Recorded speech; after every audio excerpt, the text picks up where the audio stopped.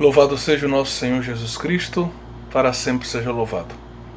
Então, uma alegria estar em contato com vocês em tempos sui generis, mas que invocam que nós tenhamos a coragem de viver a fé, a esperança e a caridade e continuar o nosso caminho na direção da vontade de Deus, que passa pela nossa formação teológica.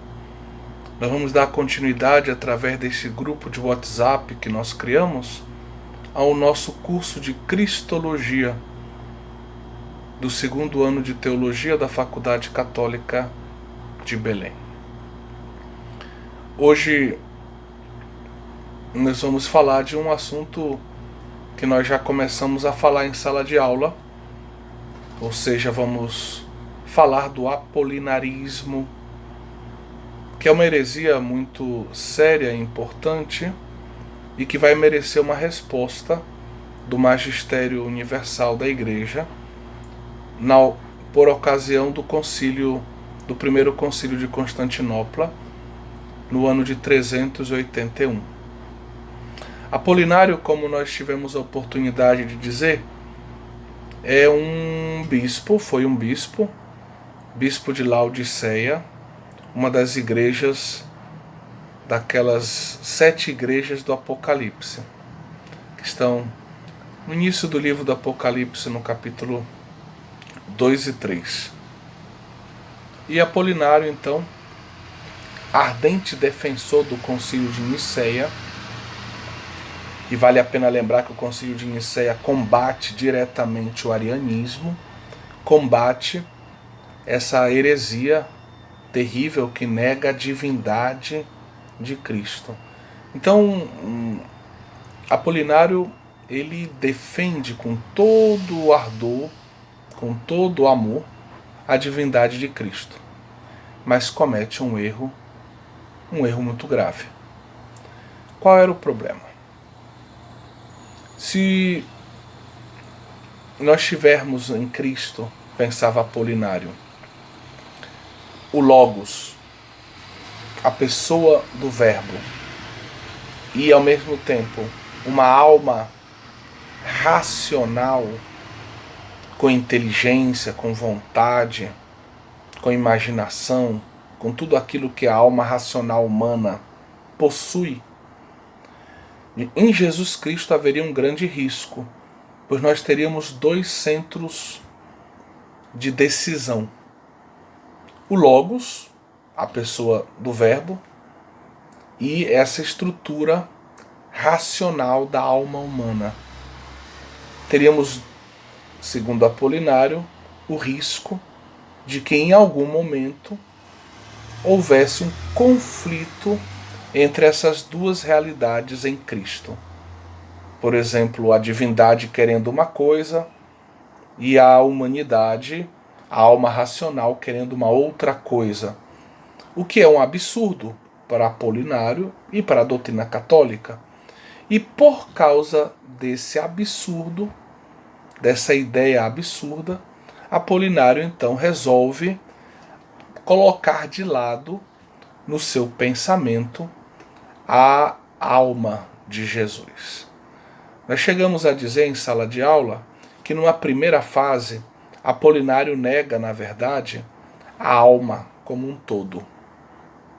Porém, justamente criticado pelos seus presbíteros, por bispos, digamos assim, das dioceses mais próximas, e até por patriarcas, Apolinário acaba modificando o seu pensamento para a forma mais conhecida do mesmo, que é o reconhecimento de que poderia haver em Jesus Cristo uma alma de tipo sensível, sensitiva, lembrando o pensamento típico da filosofia grega, se falava de uma alma vegetal, de uma alma animal ou sensível e de uma alma racional para o homem.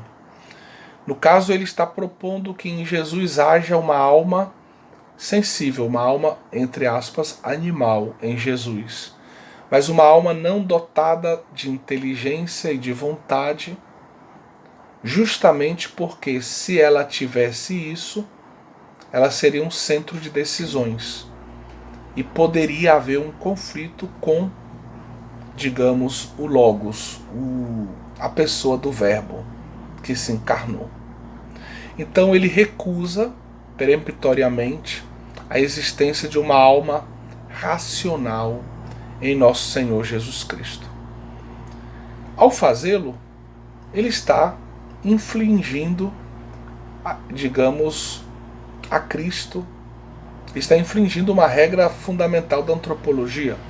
Ele está, no fundo, negando a integralidade da humanidade de Jesus. Porque o homem é um ser racional. Se em Jesus não há inteligência e vontade humanas, então não se pode falar de uma verdadeira humanidade, perfeita humanidade, uma humanidade integral em Jesus. Vejam bem, este homem bispo que defendia ardentemente a divindade de Jesus Cristo acaba negando a sua humanidade, a inteireza da sua humanidade, a integralidade da humanidade de Cristo, com uma boa intenção. Ele queria preservar Jesus Cristo, em Jesus Cristo, queria preservar Jesus Cristo de um conflito entre, digamos, o Logos, o Verbo, segunda pessoa da Trindade, inteligente e dotado de uma vontade divina, evidentemente, e um centro de decisões humano, ou seja, de uma alma racional em Cristo. Então, para que Jesus Cristo fosse todo conduzido pelo Verbo, ele nega a estrutura racional da alma de Jesus e, ao fazê-lo, nega, no fundo, a humanidade integral de Jesus Cristo. Eis o nosso segundo vídeo. Paz e bem para todos. Estamos falando do apolinarismo e vou comentar alguns elementos deste vídeo, deste quadro, no vídeo. Bem, o grande problema do apolinarismo é esse aqui. Ele nega a humanidade integral de Cristo. Ele nega a existência em Cristo de uma alma racional. Por quê? Ele tem uma boa intenção, ele é um ardente defensor da doutrina de Nicéia, ele é o inimigo do arianismo, ele defende com unhas e dentes, como dissemos, a divindade de Jesus, e por isso ele tem medo de reconhecer uma alma racional em Jesus e termos assim, no personagem Jesus Cristo, Deus que se fez homem, dois centros de decisão. Enquanto Deus, ele é o Logos, com inteligência e vontade divinas. Enquanto homem, ele teria uma inteligência e uma vontade humanas. E a existência de dois centros de decisão poderia conduzir a um eventual conflito. Por exemplo, diante do mistério da cruz, a humanidade poderia dizer: não, eu não aceito isso. E para preservar essa unidade em Jesus Cristo, o nosso Apolinário acaba negando à humanidade de Jesus a existência dessa alma racional, fazendo com que em Jesus Cristo haja apenas um centro de decisão, ou seja, o divino, o Logos.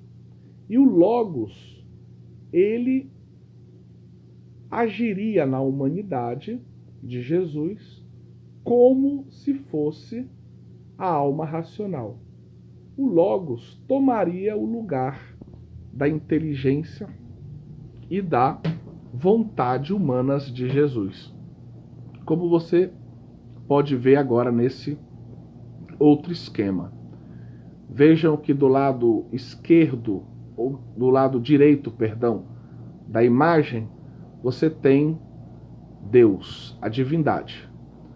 Do lado esquerdo da imagem, você tem em Jesus Cristo aquilo que seria a humanidade. Eu coloquei em azul o corpo e a alma sensitiva, a alma sensível, a alma animal.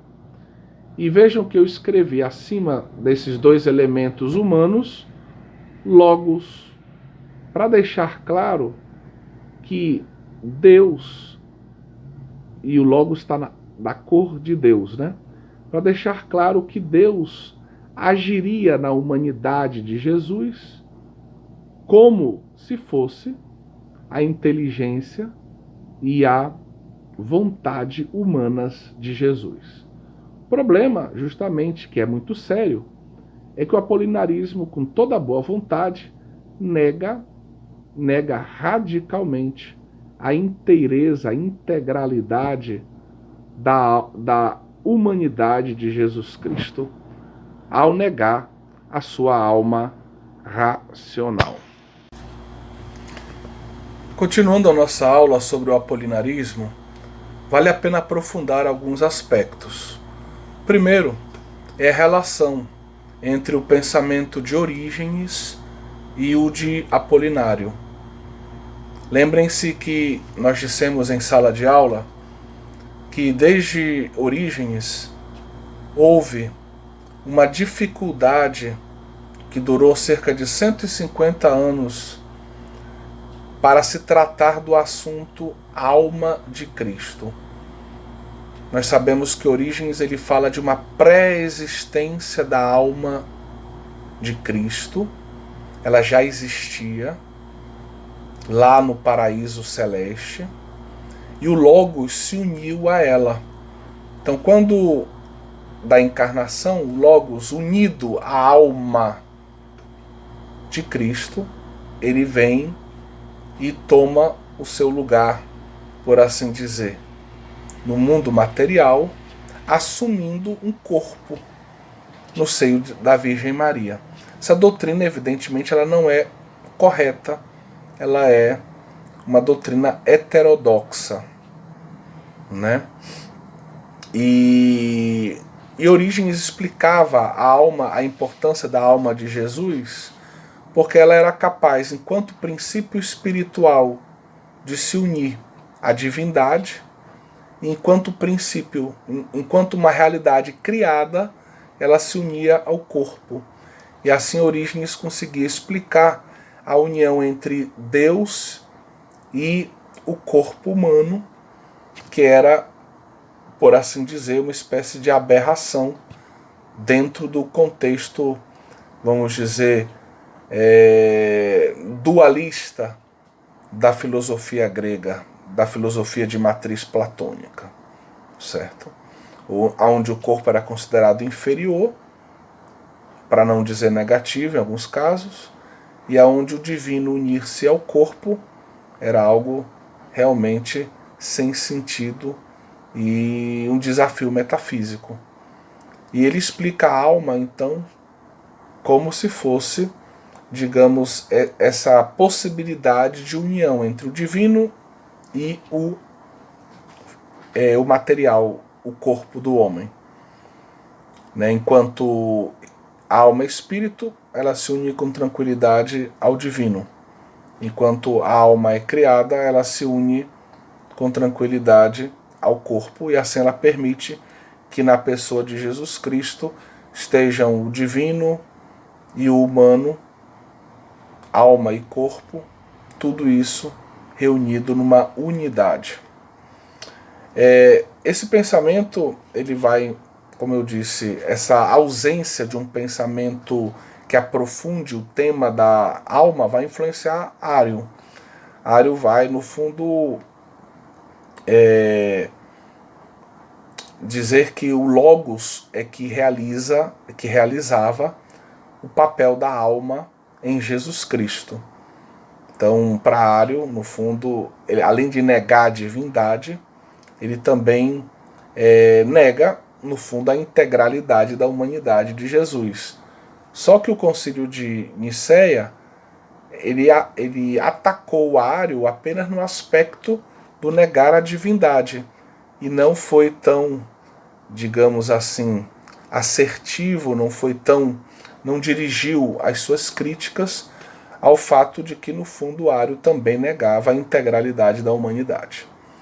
Apolinário, então, contra Ário, defendendo Nicéia, acaba cometendo esse mesmo erro que não tinha sido esclarecido pelo Concílio de Nicéia. Porque, como nós vimos no quadro, ele coloca o Logos acaba ocupando na alma, digamos, na humanidade de Jesus, o papel da alma racional, do nous, para usar o termo grego, né? Da alma racional em Jesus Cristo, o que é, sem dúvidas, um limite muito grande e que faz com que o seu pensamento seja heterodoxo, porque ao fazê-lo, ele nega a alma racional criada, humana de Jesus, e nega assim a integralidade da humanidade de Jesus. Lembremos-nos que este autor apolinário, ele se inscreve naquela tradição que é a tradição alexandrina, a escola alexandrina de pensamento, que apresenta o esquema cristológico Logos Sarx, ao contrário da tradição antioquena, que fala de um Logos Anthropos. E esse Logos Sarx, esse termo Sarx, na teologia bíblica, nós deveríamos traduzi-lo como o homem inteiro, corpo e alma, na sua fragilidade criatural. Mas no pensamento, vamos dizer, helênico, mediterrâneo helênico, o Sarx era muitas vezes apresentado apenas, como no caso da escola de Alexandria, apenas como a corporeidade de Jesus, a corporalidade de Jesus. Então esse esquema logos, corporeidade, corpo, acabava sempre deixando um pouco, e a alma, onde é que está essa alma? Qual o papel da alma humana de Jesus? Como a gente vê, é o grande problema aqui em Apolinário. Comentamos também em sala de aula, e gostaríamos de reforçar isso, que Gregório de Nazianzo, ele representa um pouco a reação dos padres da igreja contra esse tipo de pensamento. Ao, por exemplo, dizer com toda clareza que aquilo que não foi assumido não pode ter sido redimido. Para ele, o grande pecado do homem está na alma. O homem pecando, o homem nasce com o pecado original. E isso precisa ser curado, precisa ser salvo. A razão do homem, a inteligência do homem, a vontade do homem precisam ser redimidos por Cristo. Mas se Jesus Cristo não assumiu a alma racional humana, então a alma racional humana não foi redimida, o que é um problema soteriológico para a humanidade. Paz e bem. Então, nesse quadro, nós colocamos justamente o problema de Orígenes, que afeta a teologia no que concerne a alma de Jesus Cristo. Lembrando que, para Orígenes, ele fala de uma pré-existência da alma de Jesus, como você pode ler na primeira linha, e ele diz que a alma de Jesus une o divino ao corpo, como nós explicamos no vídeo precedente. O pensamento de Orígenes vai conduzir justamente tanto Ário como Apolinário pela estrada da substituição. Ário vai substituir a inteira alma humana pelo Logos. Apolinário, na segunda fase do seu pensamento, vai substituir pelo Logos a alma racional de Jesus. Recordando que Apolinário faz parte dessa escola de Alexandria, o esquema Logos Sarx, e que Gregório de Nazianzo acaba dando voz a essa reação dos padres, na medida em que ele resume de um modo muito claro que o pensamento dele era errôneo, era um erro, porque negava então que Jesus tivesse assumido a nossa alma racional tão necessitada de redenção. Então, o que não foi assumido não foi redimido. A reação contra Apolinário começou em um sínodo de Alexandria presidido por Atanásio, o grande Atanásio, que lutou contra o arianismo, lutou também contra o apolinarismo, que condena a doutrina de Apolinário. O próprio Papa Dámaso I, em 377, através de cartas e depois também de um sínodo romano, condena a mesma doutrina de Apolinário. Mas o ponto final é colocado pelo Concílio de Constantinopla, concílio que foi celebrado, como nós sabemos, no ano 381. Neste concílio, um dos principais temas foi trinitário. Defende-se a natureza divina do Espírito Santo. Mas também se diz uma palavra forte contra o arianismo, que estava na sua modalidade do semi-arianismo, e também contra o apolinarismo. Então, queridos irmãos e irmãs, nós vamos concluir aqui com esse último vídeo a nossa aula sobre o apolinarismo. Nós fizemos vídeos curtos de até 7 minutos para poder utilizar de um modo conveniente a nossa rede de internet, mas também o instrumento, o aplicativo que nós escolhemos, que não é o melhor, mas que é bem acessível, que é o WhatsApp. Acrescentei as fotos que eu enviei dos quadros, e há uma pequena fotografia, um slide que você encontra na internet em espanhol, que mostra que no apolinarismo você tem de um lado a divindade, do outro o corpo, porque justamente na primeira versão do apolinarismo falta a ideia da alma, e na segunda a alma ela é apenas sensitiva e não é racional, não tem o nous, como nós explicamos anteriormente para vocês. Mas acrescentei também um pequeno texto em PDF, são 4 ou 5 páginas, do livro do Rocco Frangiotti, História das Heresias. Nem é toda a parte que se refere ao apolinarismo, mas é o comentário da cristologia apolinarista. É um comentário bem interessante. Vale a pena ler esse texto e aprofundar.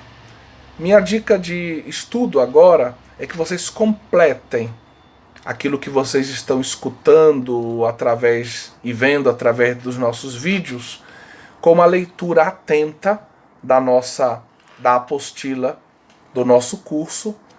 Recordo que é de autoria do professor Manfred Hauck, e também com esse texto em PDF que a gente acrescentou. No caso do apolinarismo, o livro do padre François Costa acaba não sendo um grande recurso. Você vai encontrar menções ao apolinarismo quando ele fala na página 116 dos últimos concílios do primeiro milênio e seus aspectos cristológicos. Então ele vai logo no início da página, na segunda metade da página 116 do livro do padre François Costa, ele vai fazer menção ao concílio de Constantinopla e ao problema de Apolinário. Tá certo? Então vale a pena ler esses poucos parágrafos do livro também. Deus abençoe cada um de vocês. que vocês possam utilizar esse tempo livre de um modo útil, rezar e estudar. E sempre praticar a caridade. Deus abençoe cada um de vocês e até a nossa próxima aula, que vai ser sobre o nestorianismo. Aguardem. Que Deus abençoe cada um de vocês em nome do Pai, do Filho e do Espírito Santo.